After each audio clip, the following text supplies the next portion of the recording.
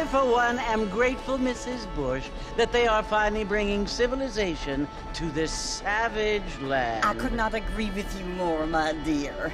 My daddy settled this land, and I know he'll be looking down on us, pleased at how we help the natives. Yes, they've lost their land, but they've gained access to heaven.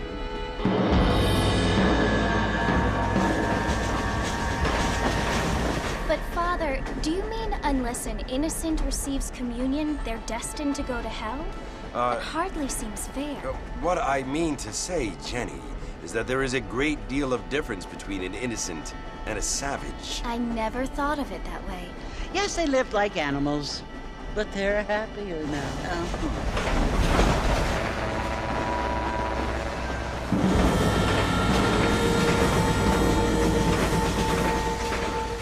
Not only do people now have motor cars, Father, but I heard that pretty soon we will be able to fly. No, only angels can fly, Jenny.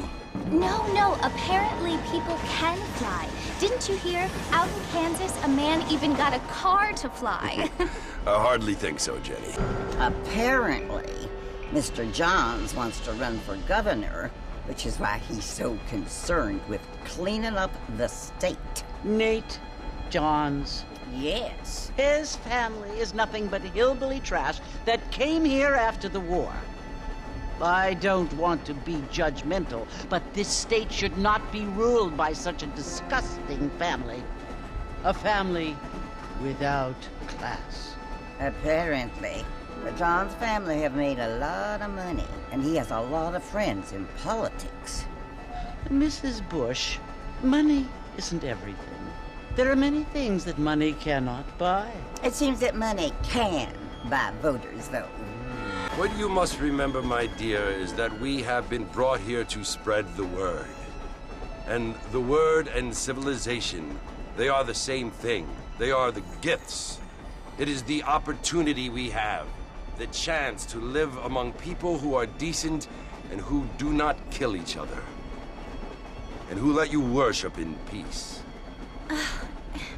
It's so confusing, Father.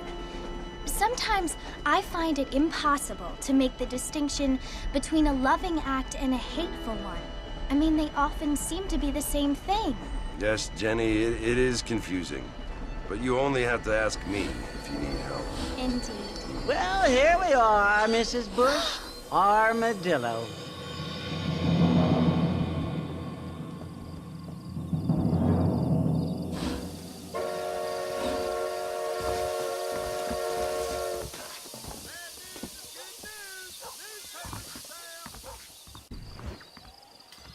Right, so we're gonna go to the place. Hey there.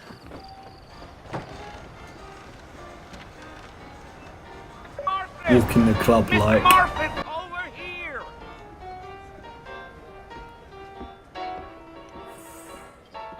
What a lad. Look at him. You must be John Marston. Sometimes. I'm Jake. Your friends from Blackwater hired me to guide you. They ain't my friends, but pleased to meet you, Jake. I got the horses saddled up and ready out front.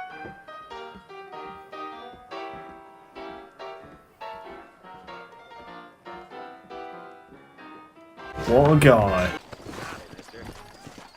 Easy on the spurs now. We don't need to draw undue attention. Damn horse.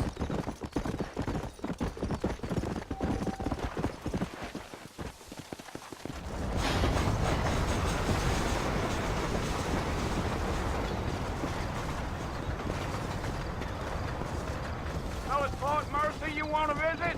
That's right. Ain't taking nobody up to the fort in a long time.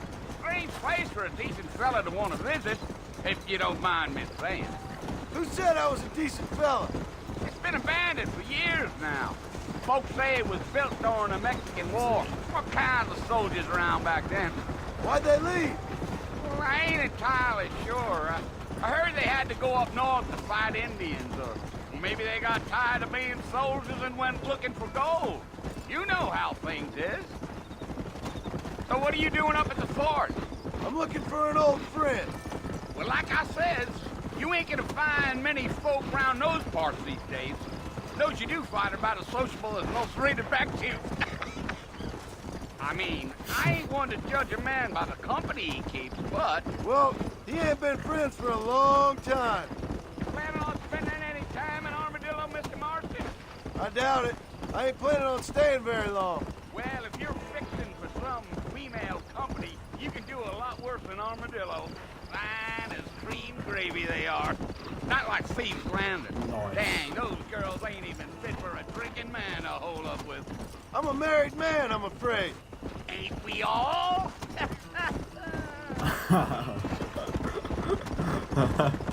What a cheating bastard. Yeah. So it was the marshal who hired me. Lee Johnson. Do you know him? I think I heard his name. Says he got a telegram from some Blackwater big bugs asking for a guide. I guess it's none of my business. That's right.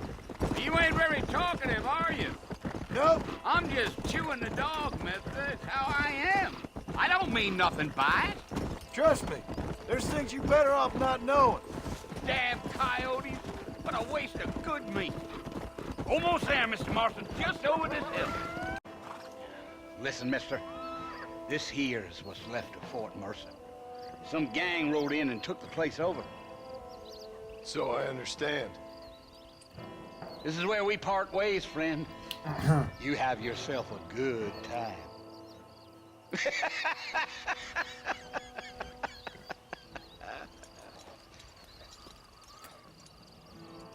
Looks Bill! friendly. Bill, I've come for you. Clinton. Bill Williamson! Come out here Oh, right no, now! Williamson.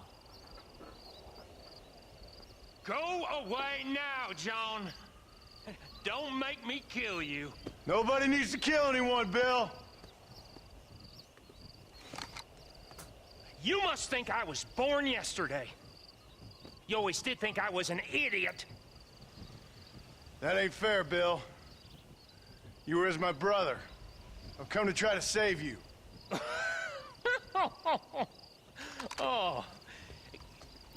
Do I look like I need saving? Bill, please. They want to kill us all. I can help you. Well, you never tried to save me before. You only seemed to save yourself. Bill, I implore you think about this. You implore me? You implore me. You always were one for fancy words. Oh. Well, things are different now, John. Now I'm in charge. No more Dutch. And no more you. Implores.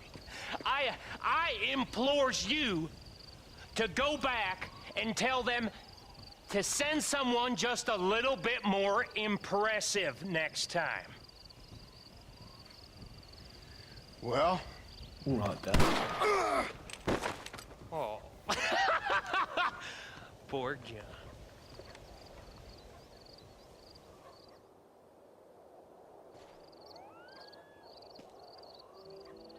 Alright, thanks for watching. Game over.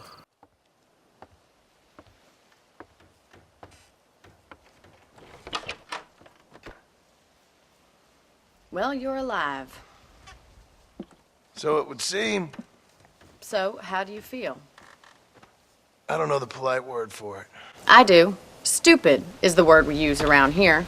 What were you doing? I was doing something stupid. Well, you'll be okay. Once you didn't die, the doctor said you'd be fine. He got the bullets out a couple days ago. Good. It cost us $15. I'm sorry, madam. Should have left me there to die. Did you want to die? I mean, was that it? Was that why you went straight out to Fort Mercer and picked a fight with the worst bandit in the county? To die, Mr. Mr. Marston. John Marston. Bonnie McFarland.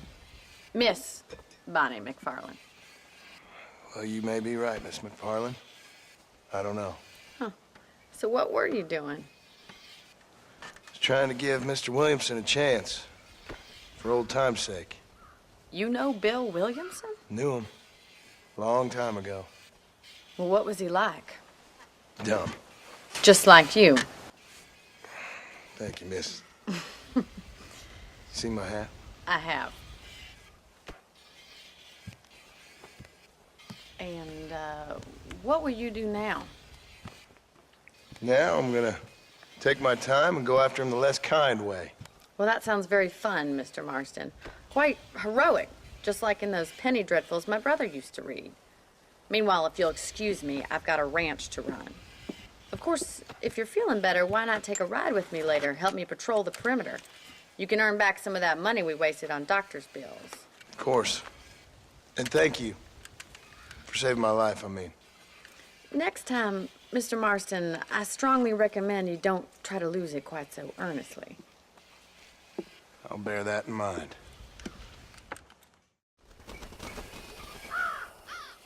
There's the foreman's office. It's also where we lock up good-for-nothing outlaws, such as yourself. I'm happy enough with my current quarters right now, Miss McFarland. I picked out a fine horse for you. Let's make a tour of the ranch so you can get your bearings. Nice. So, you're gonna show me anything? To your right is the general store. You won't find Parisian high fashion, but it's good for the essentials. Very convenient. I don't think I've ever seen a ranch with its own store before. Hardware, liquor, tobacco. Nice. Hello, mister. And here's the corral. This one's for the horses. What do you think? I'm no expert, but it certainly looks like a fine corral. I suspect you've stolen more horses than you've broken. Now, where'd you get such an idea? First impressions are hard to erase. Ooh.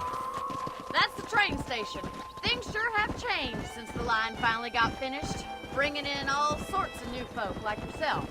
Is that such a bad thing? Change is only good when it makes things better. Fair enough. Yeah!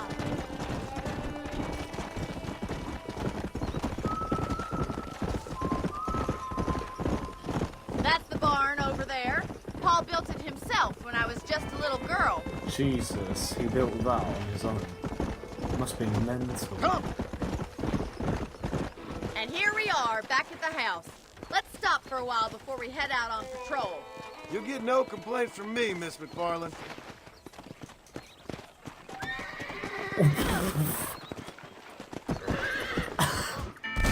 What?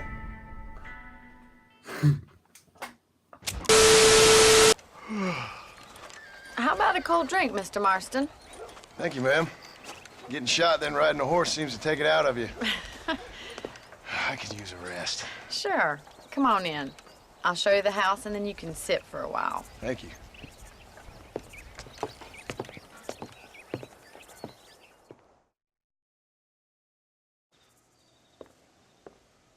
Mr. Marston, Miss McFarland. remember me telling you about the trouble we've been having with rustlers and other undesirables? I do? Will you help me keep watch on the property line this evening? Sure. I want to see just who is trespassing on our land. This is a fine weapon. Come, let's head out. The country is really beautiful at around this time.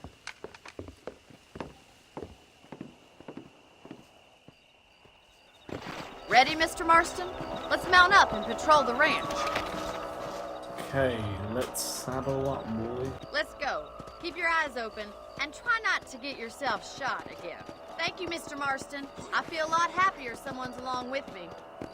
I feel a lot happier now I got a rifle. Well, with your trigger itch and my feminine intuition, we should make quite a team. Fair enough. Nice shoot!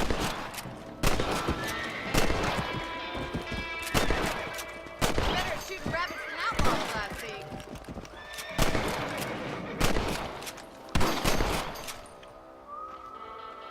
You're a good shot, Mr. Marston. Are you Rabbits blind? didn't stand a chance. Let's get back on the horses miss like 90% of my shots, you must be blind. Stop making me do stuff around your ranch. Look out! Coyotes! Shoot them before they get to the animals! Let's go! Not the shooting type.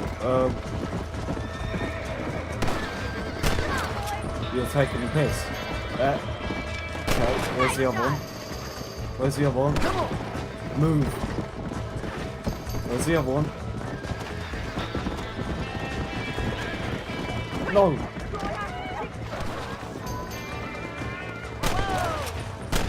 shooting, Mr. Marston! Yeah, you got one!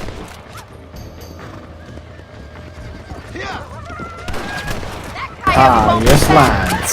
Thank you for your help, Mr. Marston. Makes me kind of happy I saved your life. Get some sleep and I will see you in the morning. Good night, Miss McFarlane.